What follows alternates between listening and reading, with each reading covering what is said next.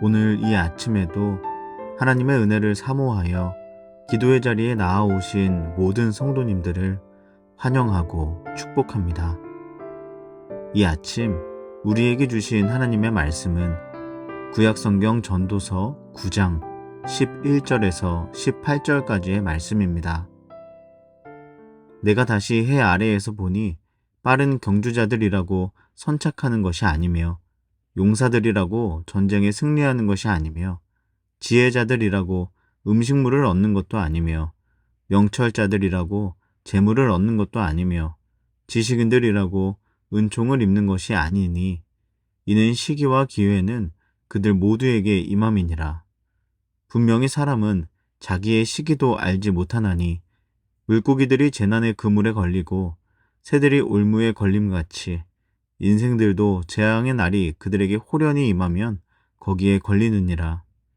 내가 또 해 아래에서 지혜를 보고 내가 크게 여긴 것이 이러하니 곧 작고 인구가 많지 아니한 어떤 성읍에 큰 왕이 와서 그것을 에워싸고 큰 흉벽을 쌓고 치고자 할 때에 그 성읍 가운데에 가난한 지혜자가 있어서 그의 지혜로 그 성읍을 건진 그것이라. 그러나 그 가난한 자를 기억하는 사람이 없었도다. 그러므로 내가 이르기를 지혜가 힘보다 나으나 가난한 자의 지혜가 멸시를 받고 그의 말들을 사람들이 듣지 아니한다 하였노라. 조용히 들리는 지혜자들의 말들이 우매한 자들을 다스리는 자의 호령보다 나으니라. 지혜가 무기보다 나으니라.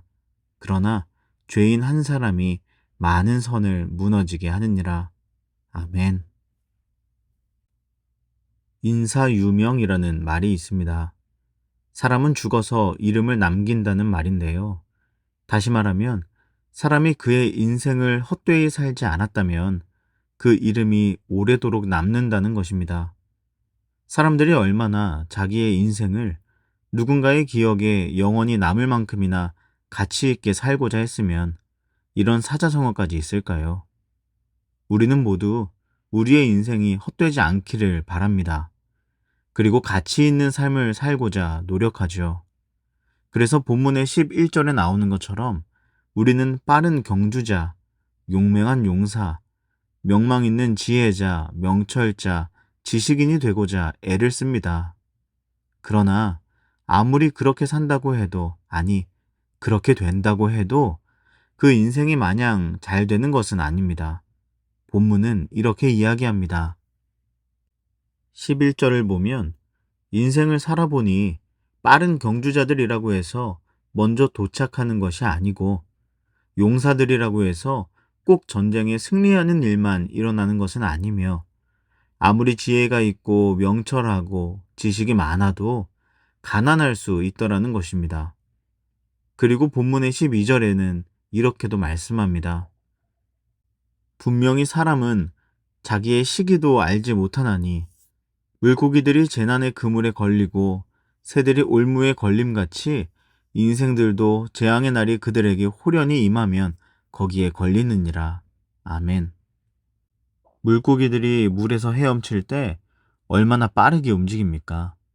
만약 여러분이 인생의 장애물도 없이 드넓은 바다를 빠르게 질주하며 수면에 일렁이는 찬란한 햇살을 자신의 것처럼 누리면서 자유롭게 하루하루를 살아갈 수 있다고 생각해 보십시오. 얼마나 좋을까요? 그런데 어느 날 갑자기 그들의 머리 위로 그물이 덮쳐온다면 어떻게 되겠습니까? 그날로부터 그 물고기의 삶은 다 사라져버리는 것입니다. 아무리 빠르고 아무리 가진 것이 풍성하고 아무리 자유로웠다 할지라도 그게 무슨 소용이에요? 그저 그물이 덮치는 순간 속절없이 잡혀버리고 마는 것이 인생이라는 것입니다. 새들도 마찬가지입니다. 저는 간혹 창공을 나는 새들을 볼 때면 참 부럽다는 생각이 들 때도 있습니다. 마음이 답답할 때마다 저 하늘 높은 곳까지 날아가서 내 온몸으로 내 몸을 스치는 공기를 느낄 수 있다면 얼마나 상쾌할까. 어느 새벽녘에 내 머릿속이 복잡할 때, 그래서 아무런 생산적인 생각이 나지 않을 때 저 높은 밤하늘에 올라가서 이 세상을 내려다볼 수 있다면 얼마나 좋을까 하는 생각이 들 때가 있습니다. 그럴 때면 저 하늘을 날아다니는 새들이 참 부러워져요. 그런데 본문은 이야기합니다. 아무리 높이 나는 새라도 올무에 걸리는 순간 도저히 벗어날 방도가 없이 그 인생이 끝나버리고 마는 것이라고요. 우리의 인생도 이런 물고기나 새와 크게 다르지 않습니다.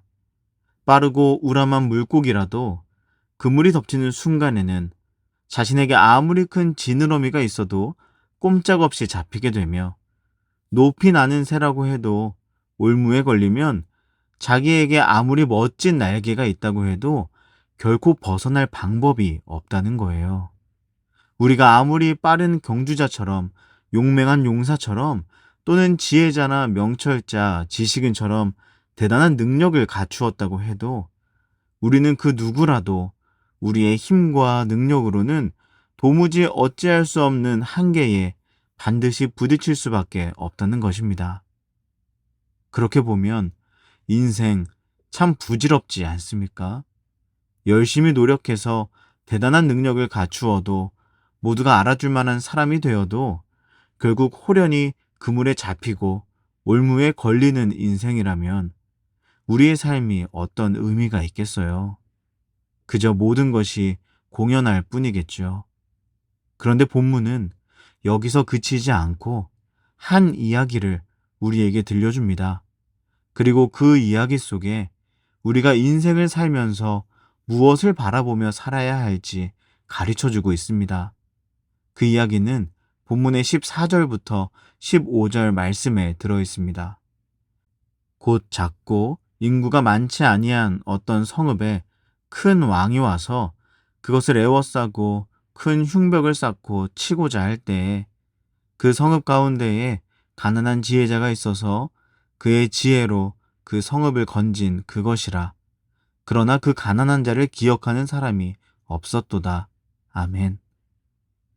이 성읍이 아무리 작았어도 그 안에 빠른 경주자, 용맹한 용사, 지혜자, 명철자, 지식인들이 없었을까요?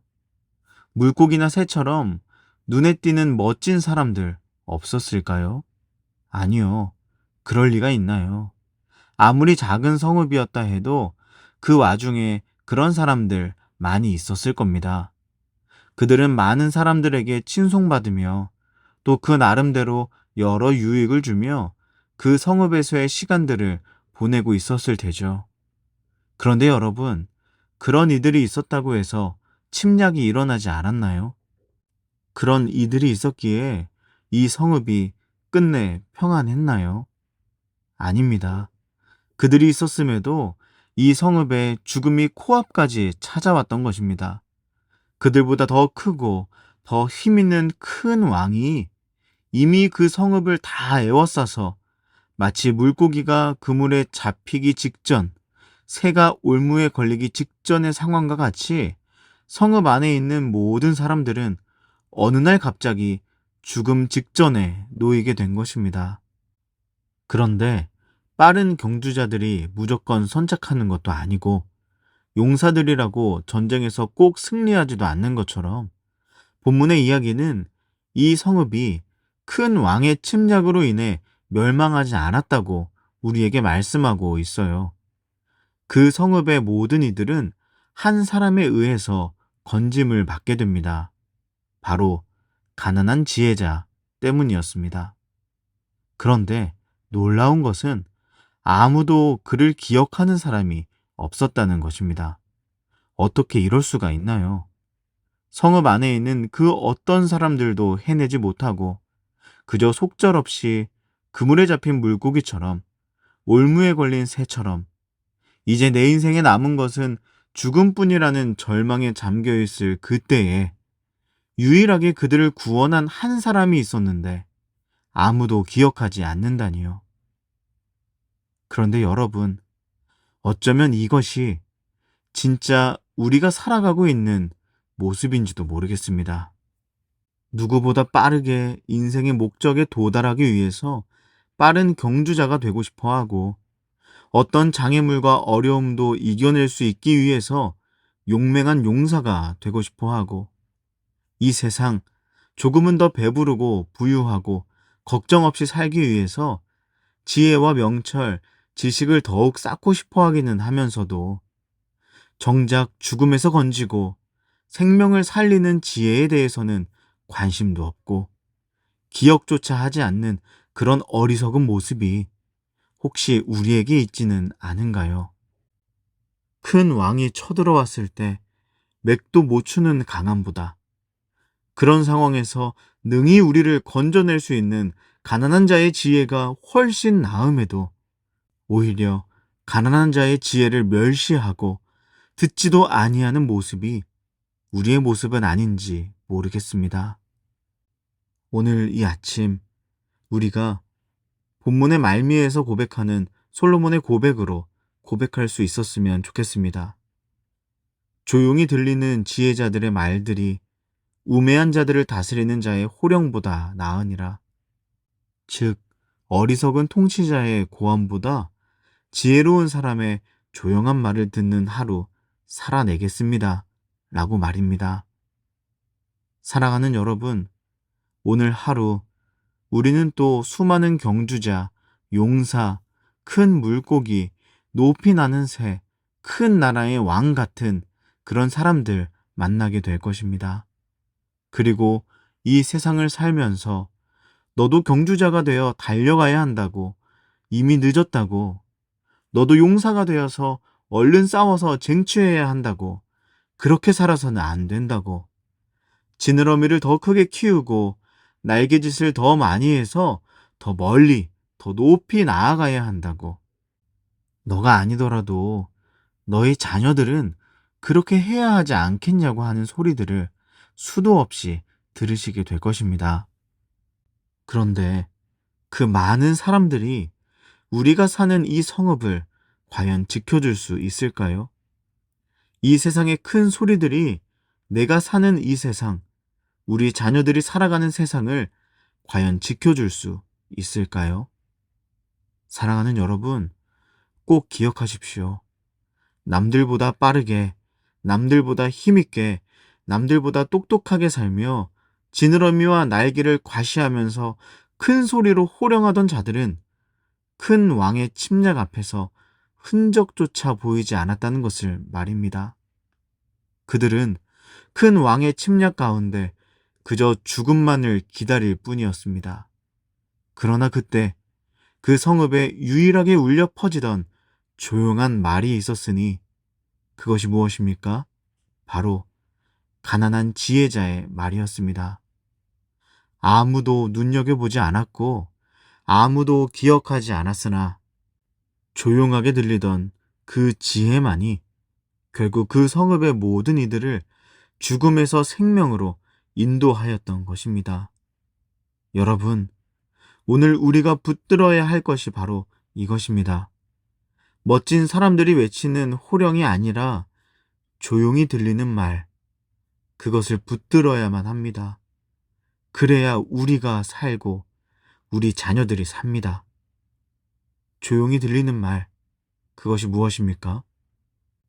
가난한 목수의 아들로 이 땅에 오셔서 하나님 나라 복음을 전하셨지만 아무도 눈여겨보지 않았고 누구도 기억하지 않았던 예수 그리스도.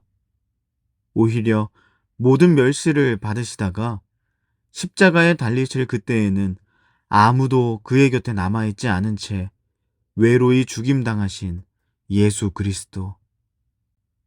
그러나 바로 그 예수 그리스도, 하나님의 지혜로 인해 우리 모두는 죽음에서 생명으로, 영원한 죽음이라는 큰 왕의 침략으로부터 영원한 생명이라는 안전한 나라로 옮겨졌습니다. 그리고 그 예수님께서 우리에게 자신을 온전히 나타내신 계시, 오늘 내게 조용히 들리는 말은 바로 이 성경 말씀입니다. 그렇다면 여러분, 우리에게 이 믿음이 있다면 오늘 이 성경 말씀이 그저 내게 조용히 들린다고 해서, 볼품 없어 보인다고 해서 우리는 그것을 멀리할 수 없습니다. 이 세상의 소리가 아무리 크고 멋지게 들린다 해도 그 소리 듣고 따라가면 안 됩니다. 왜냐하면 오직 말씀만이 우리를 살릴 수 있기 때문입니다. 사랑하는 여러분, 오늘 내 삶에 크게 들리는 말들, 수많은 소리들을 향해 잠시 귀를 돌리시기 바랍니다. 그리고 말씀 앞에 오래도록 머무르셨으면 좋겠습니다. 그러면 그때 내게 조용히 들리는 말이 있을 것입니다. 그렇다면 그 말씀 꼭 붙드십시오. 그리고 그 말씀에 꼭 순종하십시오. 그것이 오늘도 여러분을 살릴 것입니다. 그리고 그 말씀에 순종하는 여러분을 통해 오늘 누군가가 구원의 은혜를 여러분과 더불어 누리게 될 것입니다. 오늘 이 하루 저와 여러분 모두에게 이러한 주님의 은혜가 충만하시기를 주님의 이름으로 간절히 축복합니다. 기도하겠습니다. 하나님, 나의 인생이 모두 하나님의 것인데 내 힘과 능력으로 좌지우지할 수 있다고 착각하며 살았던 모습을 회개합니다. 하나님의 주권과 섭리를 인정하며 겸손한 마음으로 살게 하옵소서. 그리고 두 번째 기도 제목입니다. 조용한 중에 말씀하시는 하나님의 음성을 듣기를 원합니다. 언제나 세상의 소리가 아닌 말씀에 머무는 내가 되게 하시고 세상의 가치관이 아닌 말씀에 순종하는 내가 되게 하소서. 그리고 마지막으로 우리 개인의 기도 제목을 놓고 우리 가정과 우리 다음 세대의 자녀들을 위해 몸된 사김의 교회를 위해 이 민족과 온 열방을 위해 한 마음과 한 뜻으로 기도하며 나아가겠습니다. 함께 기도하시겠습니다.